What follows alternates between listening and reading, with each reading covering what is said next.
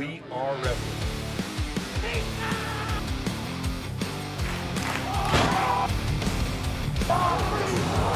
We are wrestling.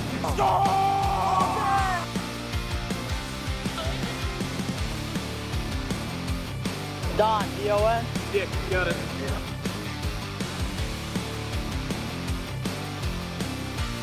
Make sure to subscribe, baby. We are wrestling. What is going on? We are Wrestling Maniacs Worldwide. Today, you got me and Danny, the hosts with the most. We Are Wrestling Talk Show, back at it again.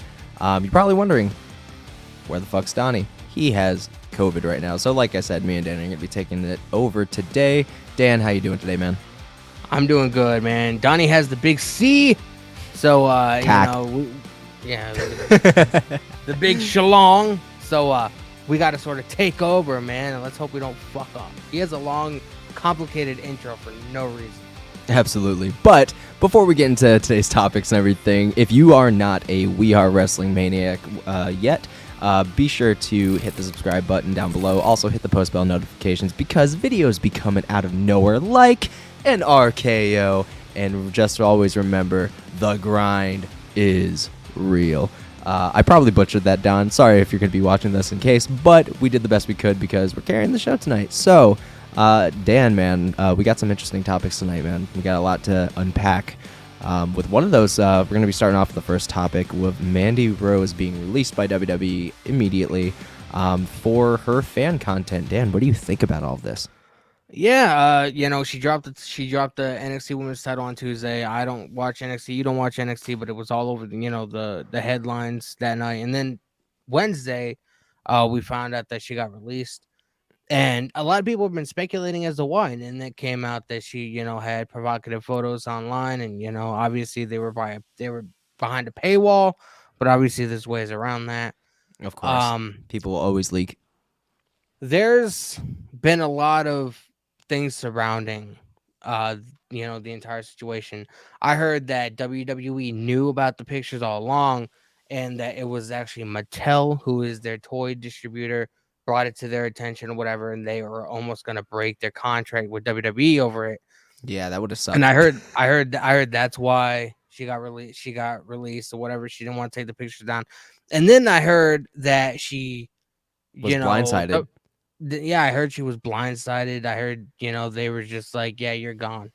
And then I heard another thing about how she was asked a couple of times to take the pictures down or whatever, and she outright or tone refused. It down or something like that. Yeah, so like there's so much around this that like it almost reminds me of the media scrum. Like we get bits of information. Everybody has a contradicting story, and we don't quite know what is actually happening. Yeah, like luckily nobody put their hands on each other in this situation, but yeah, man, it's like, look, WWE in the past has been known to be in conjunction with Playboy, but that was a different time then. This was 06, 07. We were still very much so in, the Ruthless Aggression era, which that stuff flew, it wasn't for kids. It wasn't a kid-friendly show. It was for us fans of professional wrestling at the time. And I mean, Edge and Lita had a live sex celebration on live TV. So I mean, that's like it was staged as fuck, but they still did it. Like they still did the motions of everything. And it really, they had a fucking whole ass thing of live sex. And but with this whole thing, you have to realize when you're working for WWE, you have to, or any company at that, you have to adhere to their guidelines. It's just, you sign contracts. It's a job. It's your job to not do those things. It was obviously becoming more apparent that a lot of these WWE superstars were doing more, exclusive content for their fans and shit. But I will say Mandy Rose pushed it the farthest in terms of a WWE diva or superstar. She was showing very explicit stuff. So I can, with excuse me, with again, being a PG company, you can't be doing that shit, man. This isn't AEW, this is an Impact where that shit flies, where it's more on the pro wrestling aspect and more of the, for the wrestling fans, which are obviously a more mature audience. So you can't be, flashing all that shit, and not expect some kind of repercussion. You know, you could be suspended and such, but like once that shit is out there, there's no coming back from it. You know, I get, there's a lot of comparisons about, Riddle not being fired because, he failed the drug test or whatever, but it's like that can be repaired. That can be fixed. What, X, Y, and Z, you can choose to tell your kid as to why he was actually suspended, and, but it was provided as an angle to not put that in, these children's heads. Yep. A kid can follow around that fucking those photos or videos anytime. And that is what WWE is trying to not let happen. And, again, the first story is they were told, they told her to tone it down and she had no interest. Now it's coming to light that she was completely blindsided by the fact and was ultimately released and, dropped the title. And she had no idea that any of it was happening, apparently. So, I don't know what to believe. But again, it's up for speculation because who's really going to confirm it, Exactly. And like, like I'm a father, you're a father, like, my kids have no interest in wrestling at all, like zero. That's me and Ray's love language, so. but like, Mandy Rose being on, NXT and, just being the women's champion or whatever, there's a lot of young girls that look up to her. They go to Google because let's face it, every 10, 12 they have cell phones. They know how to work that shit better than us sometimes. It's maddening, but yeah, they do. But like they go to Google her and those pictures come up. I mean, that's a hell of a lawsuit for WWE. Yeah, that or just the tabloids and the fucking the media in general. Like the things that they just say, and then the kids get curious and they have to go confirm it themselves, and it's just a whole fucking thing. But honestly, it's really fucking tragic because she has had one of the best redemption arcs in WWE for a woman superstar. Like, she was tagging with Dana Brooke in a nonsense ass tag team, flashy pink shit, goes to NXT and absolutely fucking reinvents herself and captivates the audience. It became the third longest reigning women's NXT champion. That's fucking huge, It was bro. like 413 days or something like that. That's fucking huge, bro. Toxic Attraction was a huge, huge thing for NXT, and fuck, could you imagine what it would have been like if all three got called up onto the main roster, which I think was already in motion, if I'm not mistaken. Gigi and the other one, they came up as a tag team and they were supposed to be involved in like a tag team tournament or whatever for the tag team titles. And for whatever reason, one of them got hurt or whatever, and then they just went back to NXT and never came back to the main roster. But one thing that's very weird about the situation is, obviously Mandy Rose, that's not her legitimate like government name. WWE has everything trademarked. Like that's their intellectual property. They own their It makes me wonder how she was able to use that name on this site, because that's technically owned by WWE. She that's put Mandy Rose Sachs, so it's technically not the same thing. So it feels like that's a way to get around the whole copyright thing because she added something into the same name, but it's different. It's technically legally different in a way. There's a lot of stupid shit around it, dude. Like if people have gotten away with worse because of shit like that. So I wouldn't be surprised if that's how she was able to use Mandy Rose still, as long as she added Sachs at the end. Yeah. But it just, the whole thing, like I said, is just a tragic situation because it's like, apparently she makes more money with her fan content than she even does in WWE, which is, again, fucking criminal because we already know how wealthy that organization is. I believe the NXT superstars, because if you're on the main roster, the minimum you make is like $250K a year.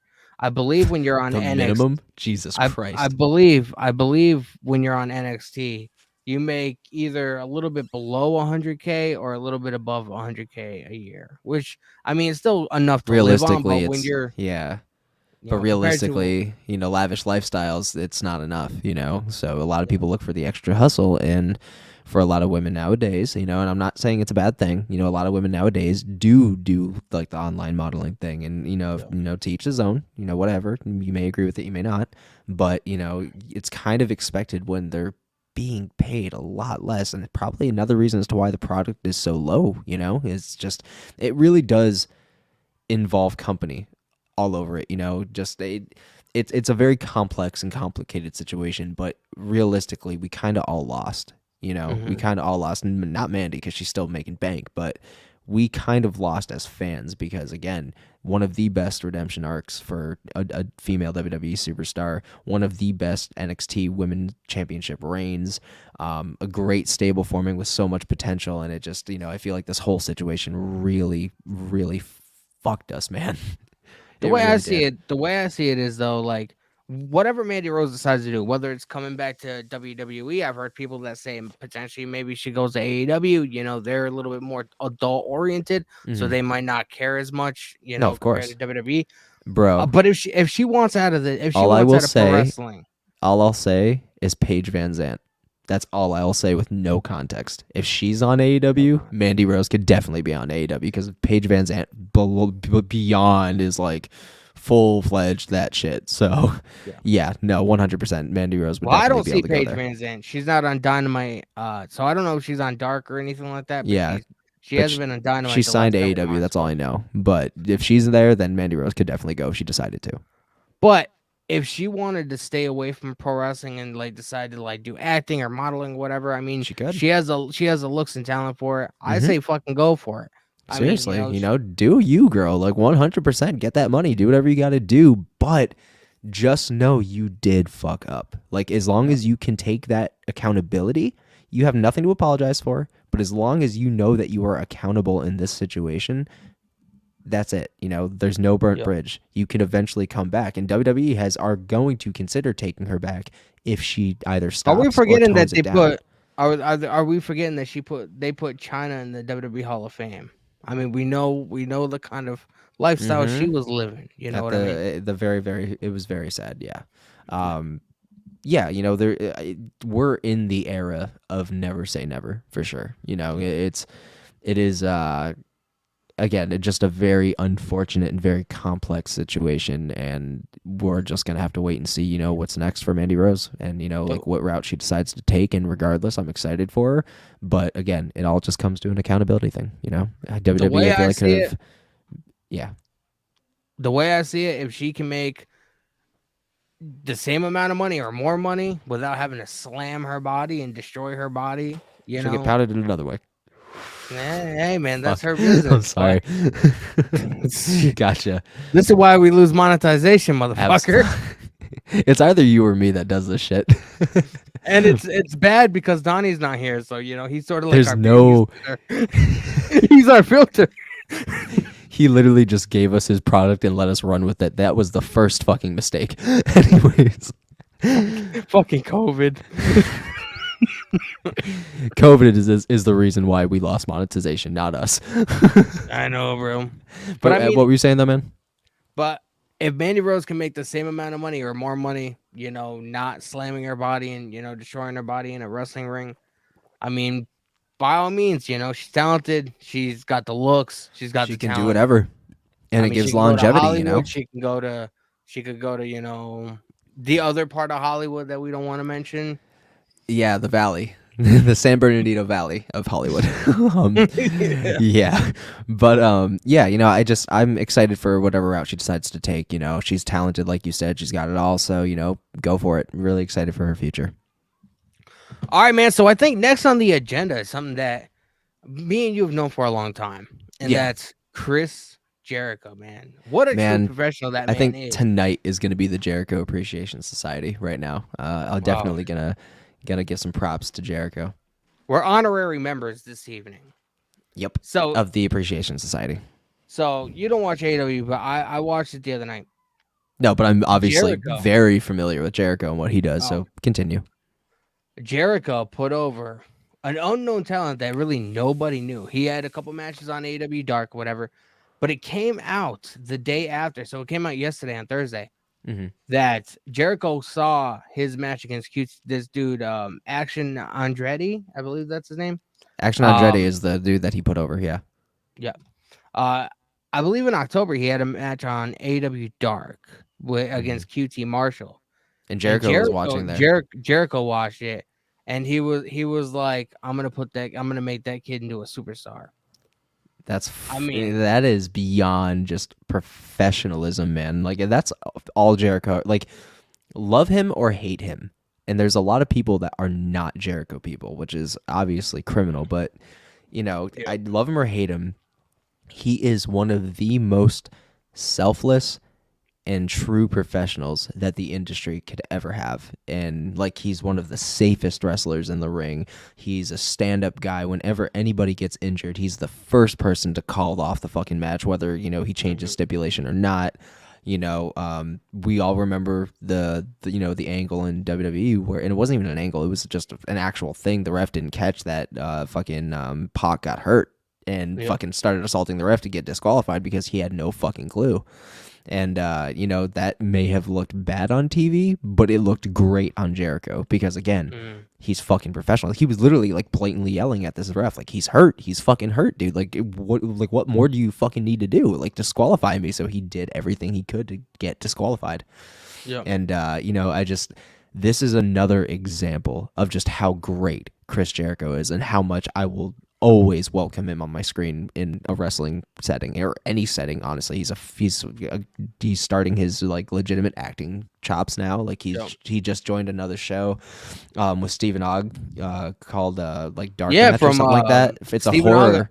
Stephen Ogg, I believe he was one of the voices in GTA 6. He played Trevor. 5. Trevor, not just GTA 5, bro. He is Trevor. The body is him too. Like his face, that's Stephen Ogg. He was also in The Walking Dead. He was Negan's right-hand man, Simon. Oh, really?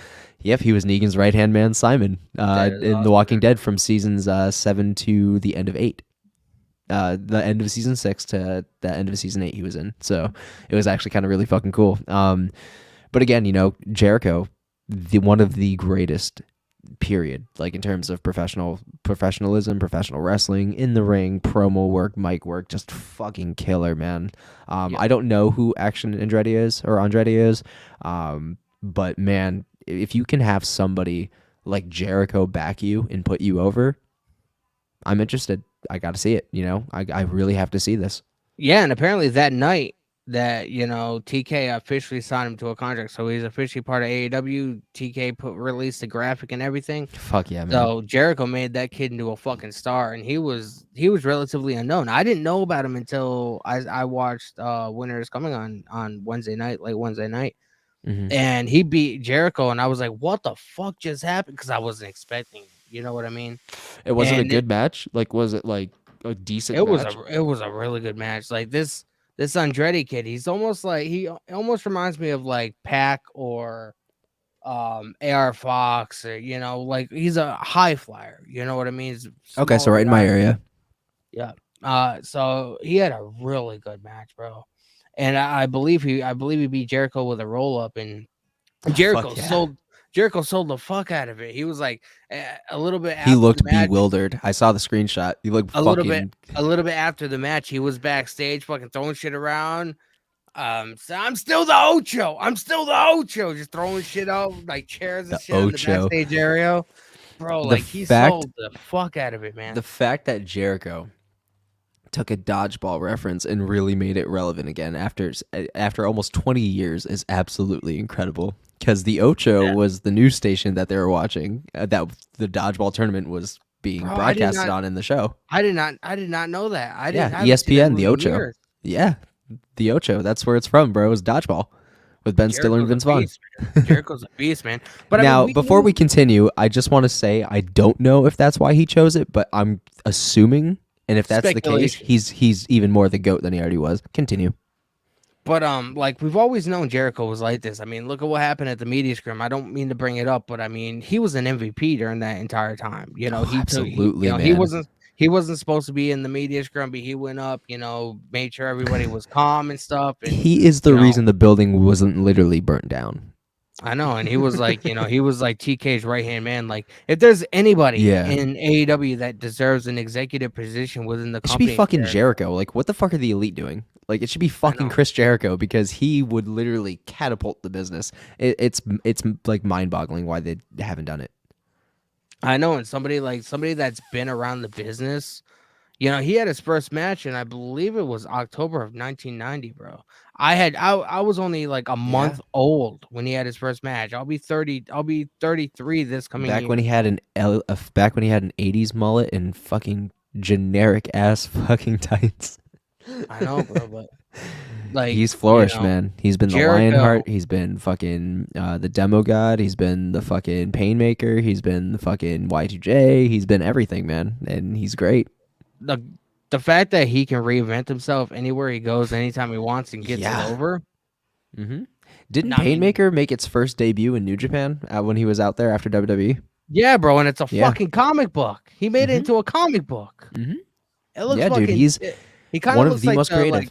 it kind of looks like, you know, imagine the Crow with a leather jacket with spikes and like a fucking like one of those scarecrow looking hats. I don't fucking like lit. fedoras. I like the one thing I hate about it is the fucking fedora.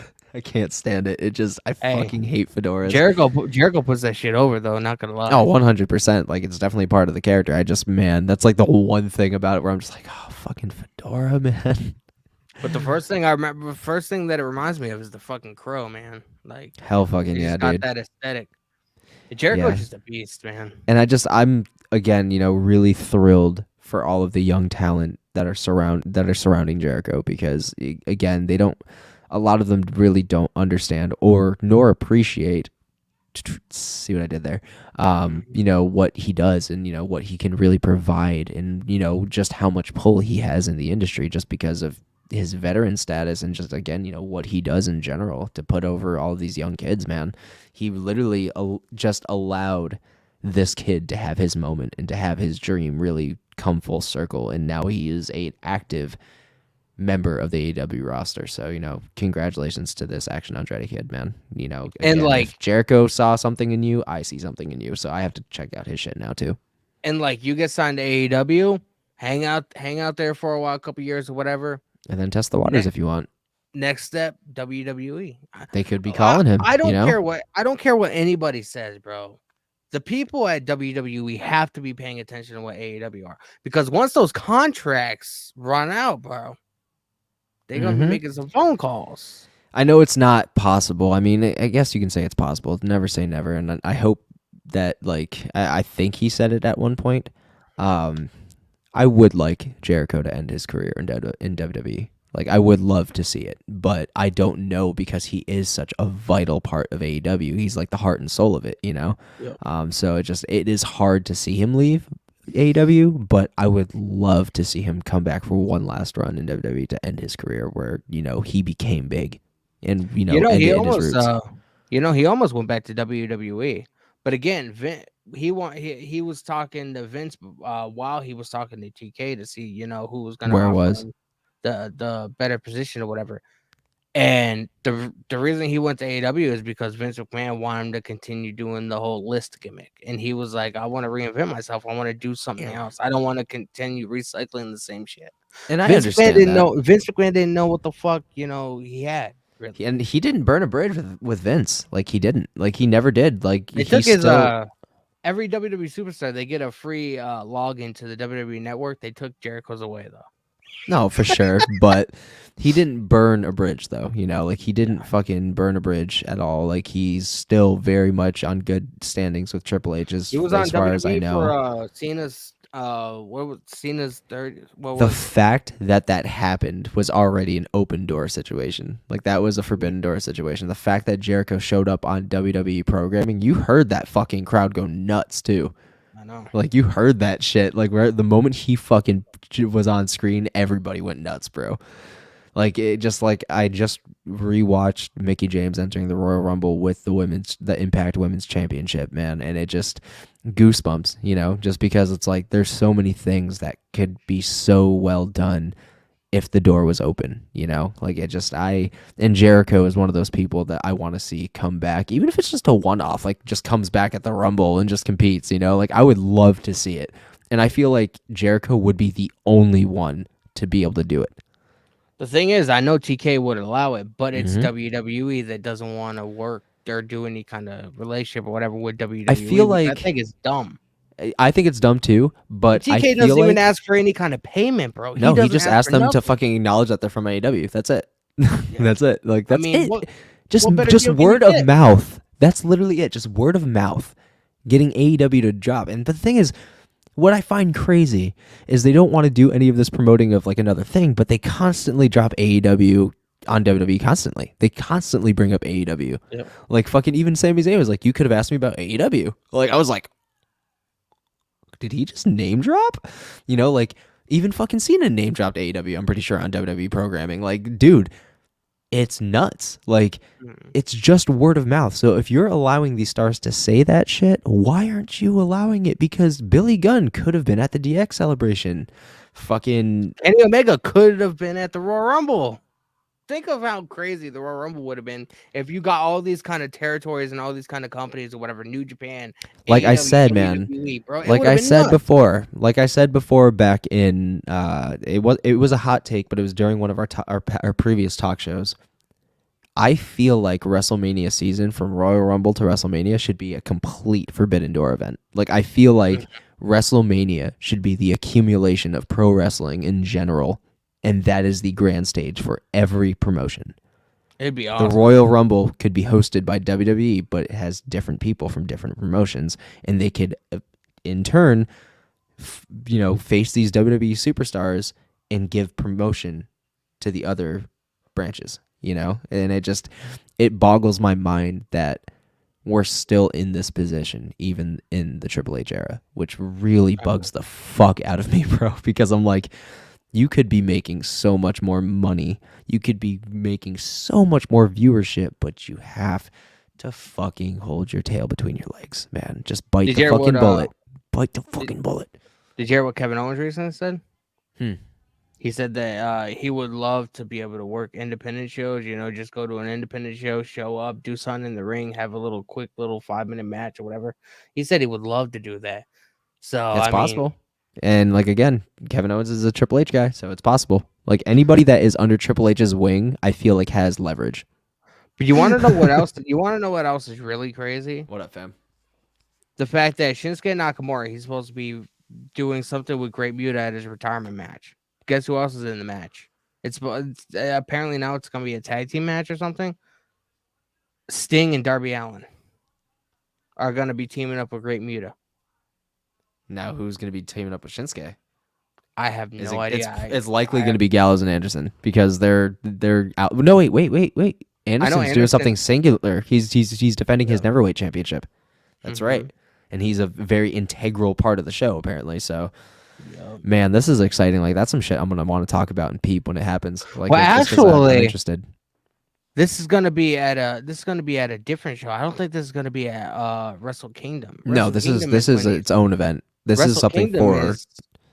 Wrestle Kingdom is where Anderson is defending his Neverweight championship. Oh, okay. So it's like a cross brand thing. Nice. It's gonna. I mean, that kind of bro. I mean, we are drifting into our next topic, which has to do with Wrestle Kingdom. So if we want to get there, then we just organically open the door. See what I did there? To the next topic. So, the appearance apparently that is confirmed and paid out. Mercedes Varnado, or Sasha Banks, as you know her from WWE, will be making an appearance and apparently having a match at Wrestle Kingdom. What the fuck? Dan, you take this away because you're a fan. I'm a fan, man. Like, I'm not. I will say. He's like, I'm a fan. I'm not a fucking mark. And I don't mean this. I don't want this to come off and sound like I'm an ass or anything.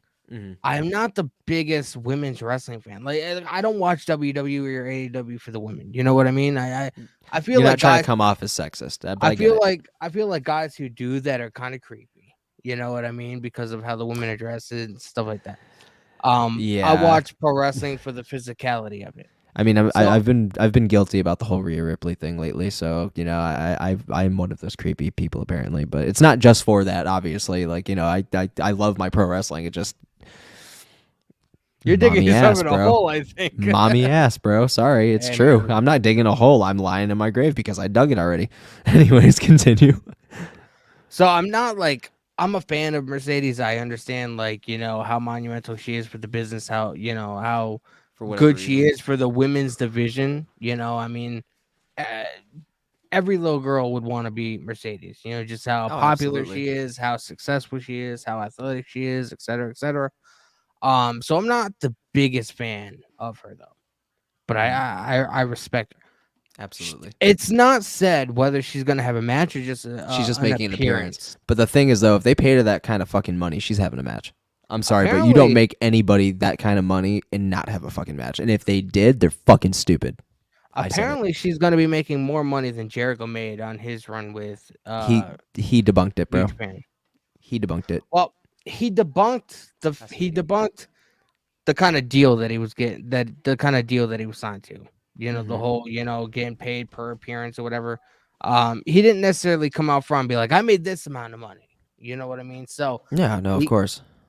I went off on a bunch of people on social media last night. I'm sorry. That's what I do, being toxic. How do you pay this ungrateful biatch? Like, and I'll say it, like 100%. I'll say it. How do you fucking pay this ungrateful individual that literally walked out on her promotion from a temper tantrum and is like gaining royalties for it? Like, not only do I think that she's mid as fuck in the ring, 100%, like she's stiff as fuck, like her fucking entire shit looks fake as fuck. Like, she is literally the reason why people think that WWE is fake as fuck. Like, she's just awful in the fucking ring. She's mid at best. I said it, and I don't fucking care. But her mic skills are also annoying. She has an annoying fucking voice that I cannot fucking stand. Like, she's just very arrogant, and I can't do it. And I feel like that's a really bad taste in the mouth of like true professional wrestling fans, because as a superstar, you do not fucking do that, because there is thousands, maybe even millions, thousands of people that would kill to be in the fucking position that she's in. So that was disrespectful as fuck, in my opinion. So it's just like, whatever legacy, quote unquote, that she may have made was absolutely tainted by that move, in my opinion. Like, that is a fucking pussy ass move. So again, I'm sorry if I'm getting graphic, but anytime Sasha Banks is brought up in front of me, and I know that we're talking about it, and I know that it is a subject we're talking about on the talk show, I just see red immediately, just because she is so fucking disrespectful. So fucking disrespectful. And I feel horrible for all of the women that worked their asses off even fucking harder than she ever has in her entire fucking life. And there's women in that fucking locker room that have never seen their moment, that have way more fucking, in the quote of William Regal, has more fucking talent in their pinky than she does in her entire fucking body. And she has the audacity to walk out of there a champion. Fuck you. I'm sorry, but fuck you. Sasha Banks, Mercedes Vernada, whatever the fuck your name is, fuck you. Sorry, but fuck you. Like, you do not belong in a fucking ring again after that move. You do not belong in WWE Hall of Fame after that fucking move, because that is despicable shit. Same thing goes for Naomi, because she's a fucking follower. She's a sheep being fucking herded. So, whatever. She's making a boatload of fucking money for whatever fucking reason, even though half of her royalties are because of her fucking cousin Snoop Dogg, who's already a Hall of Famer for whatever reason as well. So, again, not impressed. But that's just my view on things. What's your view, Dan? I will say, like, I understand your point of view. Ken's got claws tonight, man. That's what happens when Donnie's not here. You know, you can't calm things down. So who knows what the fuck is going to happen on this episode, man? Who knows? But I'm already known as the residential asshole in We Are Wrestling. So, you know what? Let's keep it going. Heel Ben has returned. Shut the fuck up! Heel Ben has returned. Turning heel tonight, boy. I understand your point of view, but I also understand why she walked out. I do too, I mean, in a way. Dealing with Vince McMahon and John Laurinaitis, the two scummiest people on the planet, it's not really that easy. And I know Sasha Banks and Naomi both wanted more for the women's division, and I understand that too. They wanted to put over two other superstars, and Vince and John Laurinaitis didn't think it was a good idea, so they were like, "Fuck this, we're walking out." I totally understand that, because trust me, I would have done the same thing. See, to an extent, I wouldn't have, just because, again, you are one of the top paid women superstars that company has ever seen. Yeah. It is your job to do what they ask. It is your job. It is your obligation to fulfill when you sign a WWE contract, and especially when you're on the top of the mountain like you are. and when everybody is there to see you. Like, you are depriving fans because you want more money. Like, that is absolutely fucking despicable to me, and it's a spit in the face of everybody in the locker room, and everybody should feel the fucking same way. I don't care. Like, it's all about knowing you your cannot worth, call man. yourself, man. Like, you cannot call yourself a superstar and a veteran and call that a veteran move.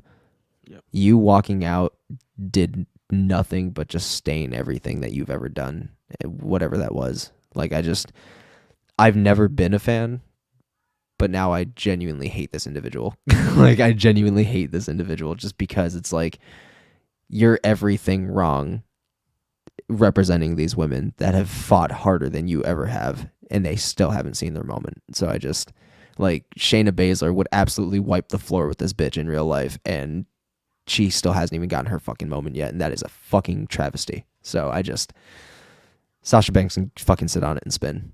As long as fucking she probably The end. does. As long as drop. mic drop, man. As long as Ronda Rousey's around, I don't think Shayna Baszler, sadly to say, I don't think Shayna Baszler's always or ever gonna get her moment to shine, if you know what I mean. I think what they're doing is setting up her moment, and it's gonna be against Ronda Rousey because that is a blockbuster match for WrestleMania, and I think the two favorites to win backstage right now are Shayna and Rhea. And I would be happy either way, but I want Shayna and Ronda 100% at WrestleMania in a cage. Rhea needs to win the Royal Rumble. Yep. Shayna needs to face in a fight pit match at WrestleMania Ronda Rousey and win the. She needs to get that opportunity because it is long fucking overdue, man. Like, she's so talented, and I feel like she's been robbed. The thing is, everybody wants to talk about, and we're going to be staring up at the Sasha Banks before she gets too heated. So I'm thinking about doing a live watch along to Wrestle Kingdom. Not quite sure yet. Do it up, man. Because that means the stream won't start until like 3:00 in the morning. Mm-hmm. It's in Japan. It's a different time zone, man. I'm thinking about it. I haven't quite decided. I'll be up, but I'll probably likely be at work depending on the day.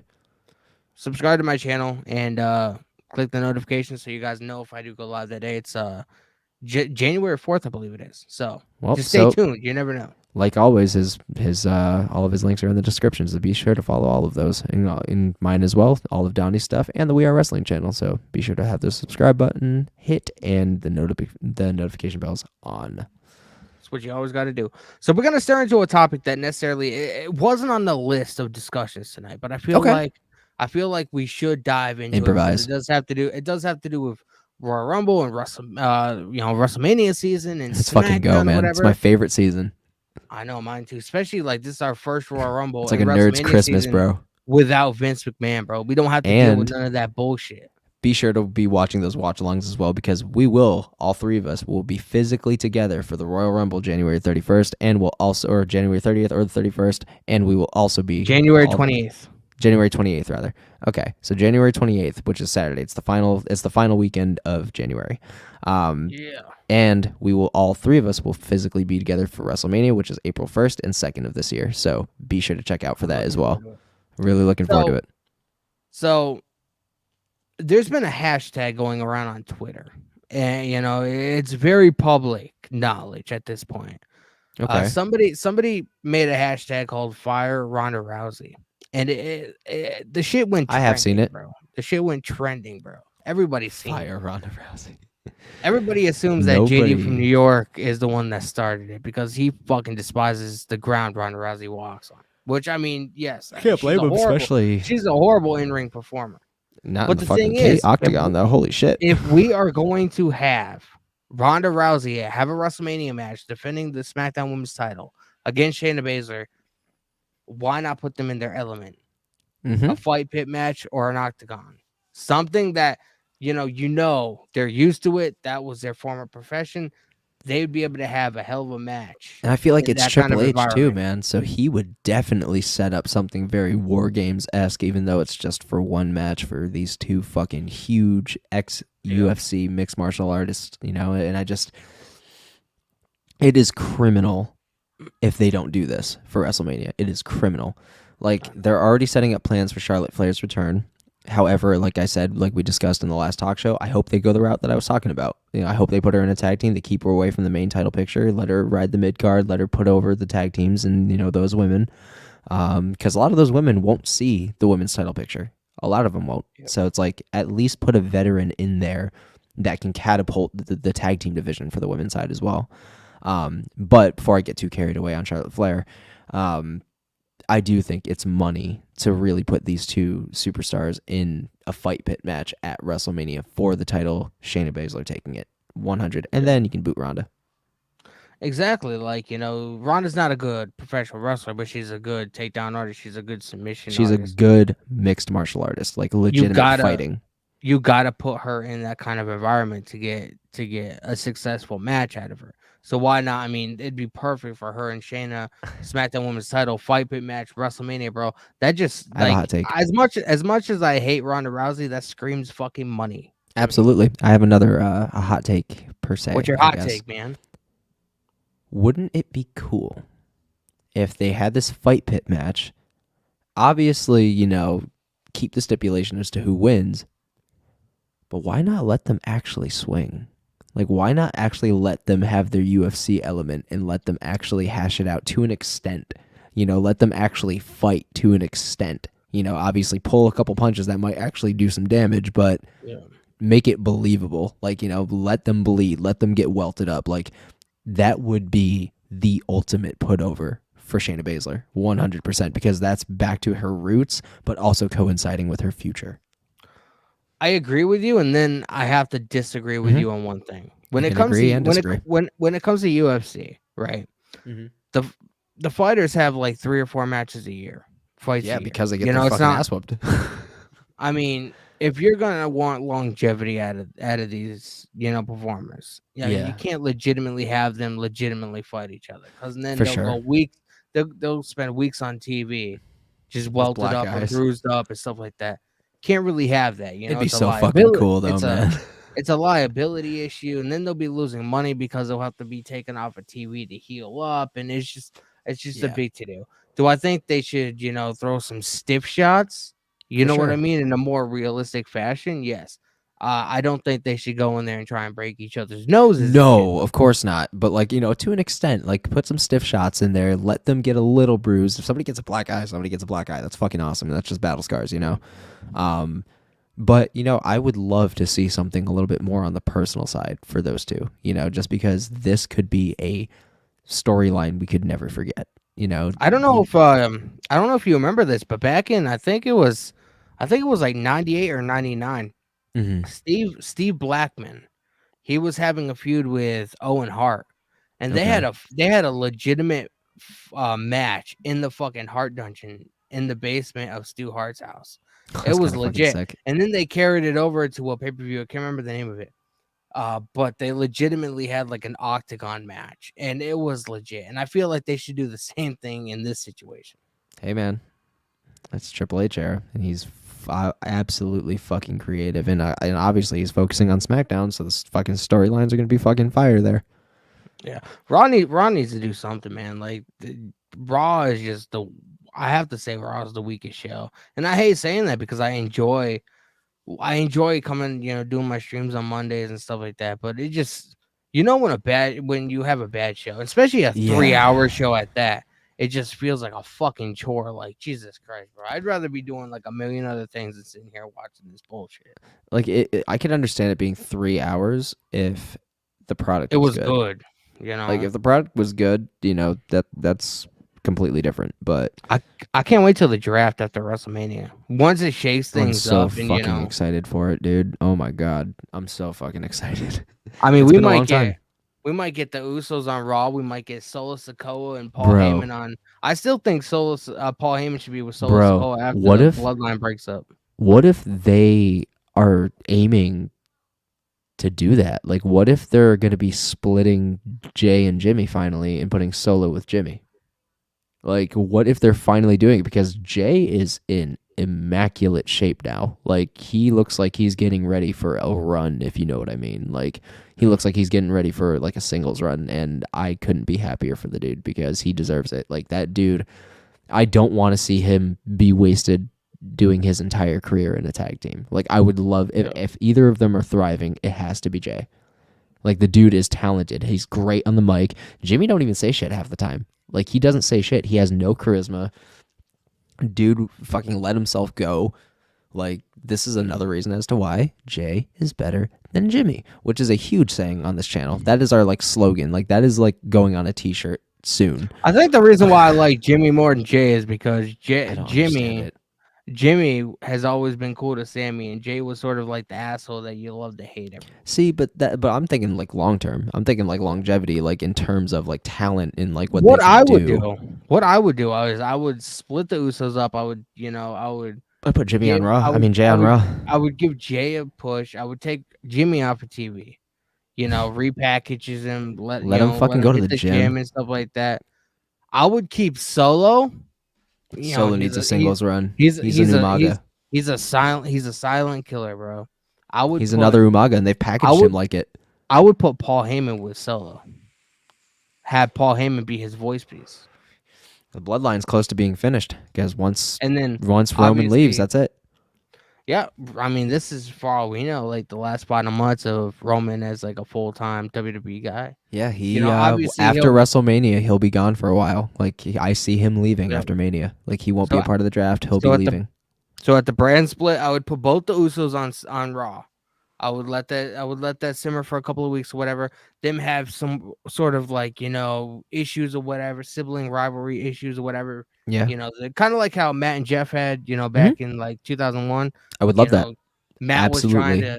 was trying to show, tell Jeff what was best for him, and Jeff was obviously like, bro, I'm gonna do it myself. You know what I mean? Like, and they start, it sort of breaks them up a little bit. And I think it's time. I would put Solo on SmackDown and have Paul Heyman with Solo. Mm-hmm. And obviously, he needs that mouthpiece. Obviously, I would have Sami Zayn and Kevin Owens with the tag titles. And I don't necessarily know. I would have Jimmy on Raw or SmackDown, or if I would have Sammy and Kevin go back and forth. This is gonna sound fucked. I've always liked the champions going from each show. Oh, of course.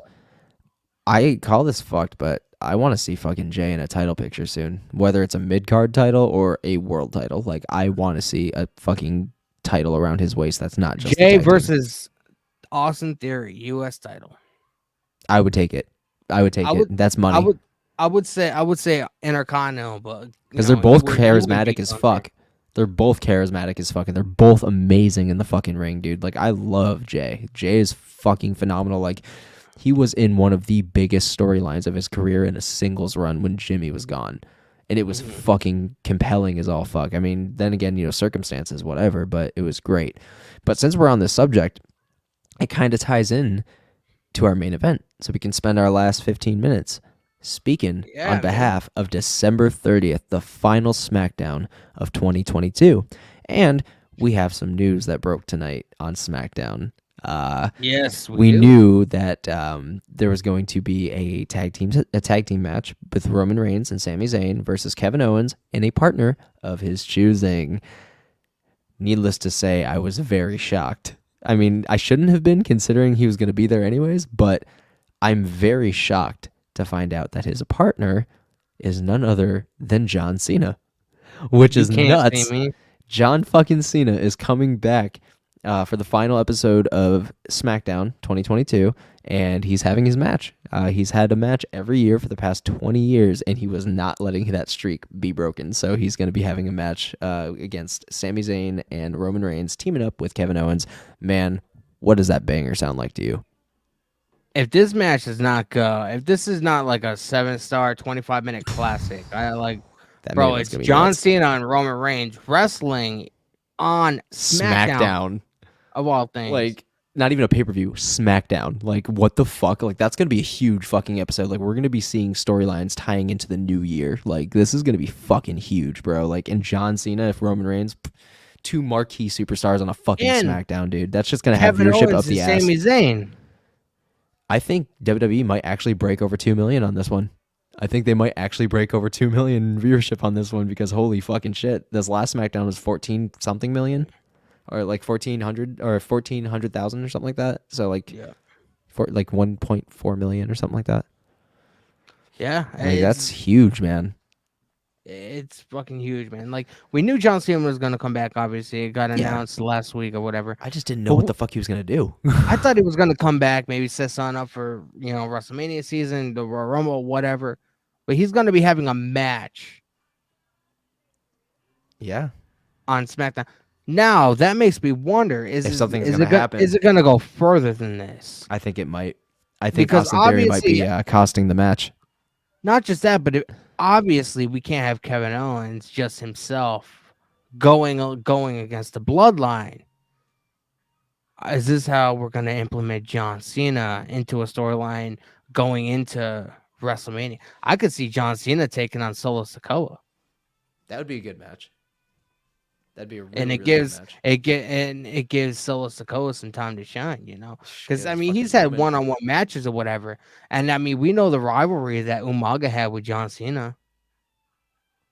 I mean, bro, is this making sense to you?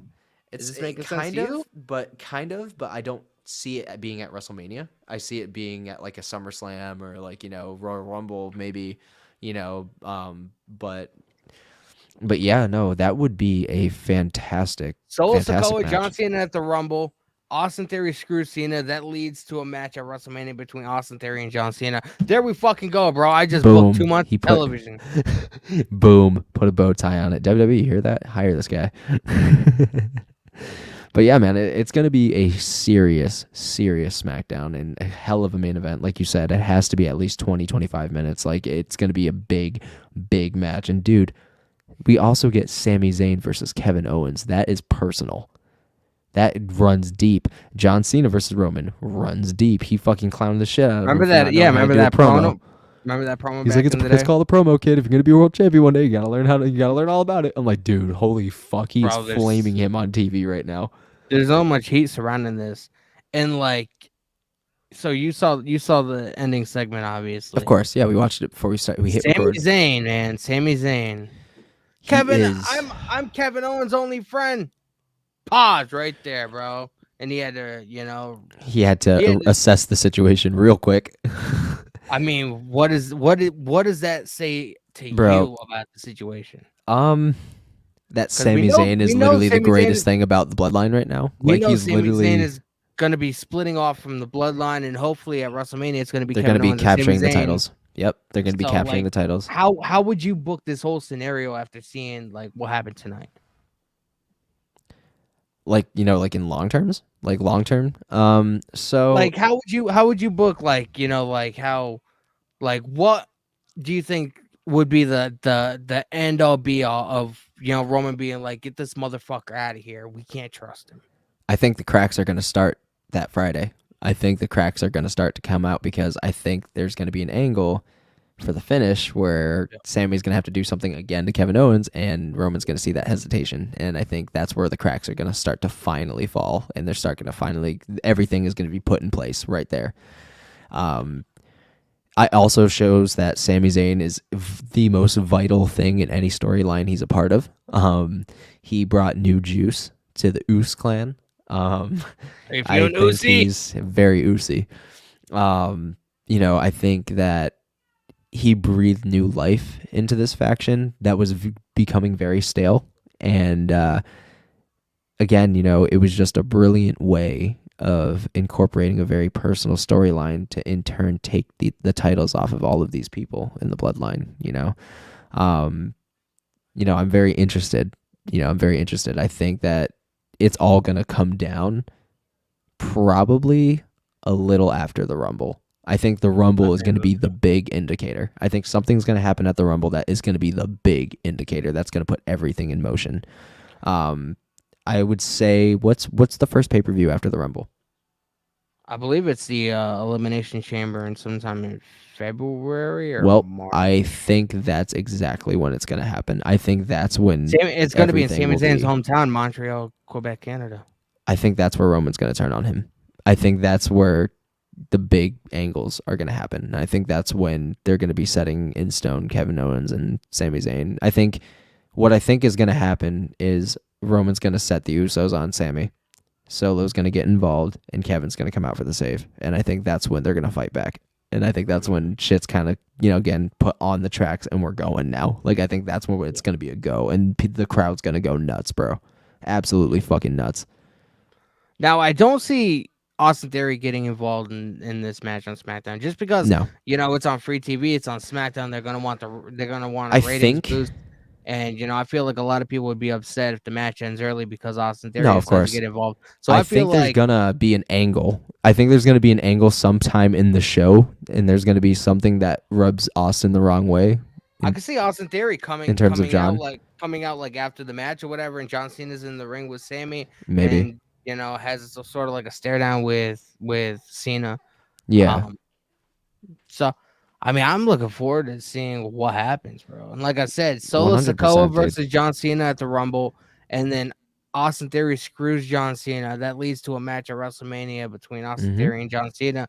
I mean, that's perfect booking right there. And at Elimination Chamber, it's in Sammy's hometown, so they're gonna want to give him a big spot. Absolutely. And I just, again, we're in for a treat, man. I think this is going to be some of the best long-term storytelling of the century, man. Like, this is going to be big for the bloodline. It's going to be big for Sammy and Kevin. It's going to be big all around, man. And it's going to be even huger for whoever throws off Roman, if not one or two people. I'm looking forward to it, man. But I say we call that an episode. Appreciate everybody watching, tuning in. Hopefully, Donnie will be, not dead by next week, and he'll be able to join us. If not, it'll be mine and your show from now on. Yeah, absolutely. We're the hosts with the most now, bitch, and you got it from us anyways. Yeah. But all right, man, that was a great show. So to the We Are Wrestling Maniacs, make sure to follow all of our socials down below. Hit that subscribe button. Hit the post bell notifications, because you already know that videos be coming out of nowhere like RKO. And like always, Dan, it's been a great one. But for you guys, the grind is real. We'll see you guys in the next one. Take care. Be sure to follow us on all platforms. Take it easy, guys.